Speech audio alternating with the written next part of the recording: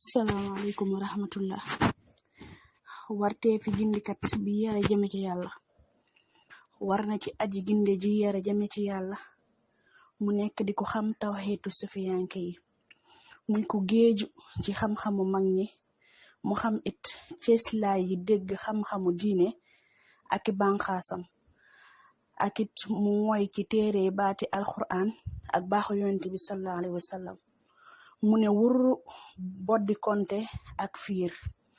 te mu nekk ko am ndigaluk jagle ci werd yi ak tur yàlla yi ak sellal wakkan yi te mu nekk boroomu gisub xol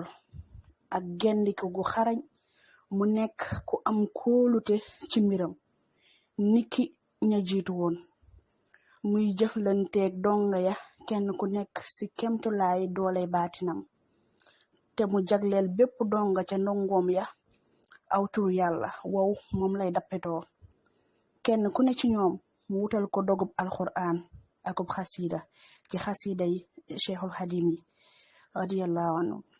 te mu xër ci di jiite ak déglu kuréelug njàngum xasida yi cheikhul xadim yi ginnaaw ba ñu sikkare laa ilaha illallah te mu nekk di taxawal ay waxtaan yuy jàngale ak féexale niki mu nekkee baaxub cheikhul xadim yàlla na ko yàlla gërëm ak gaayam ya ànd kook sàkkukati yoonu dëgg ya ak diine ci daaray tarbiya yi di fa ñuy defare ruux ya delluwaay bi di téereb alxamda bu sëriñ Moustapha Diop Sakoki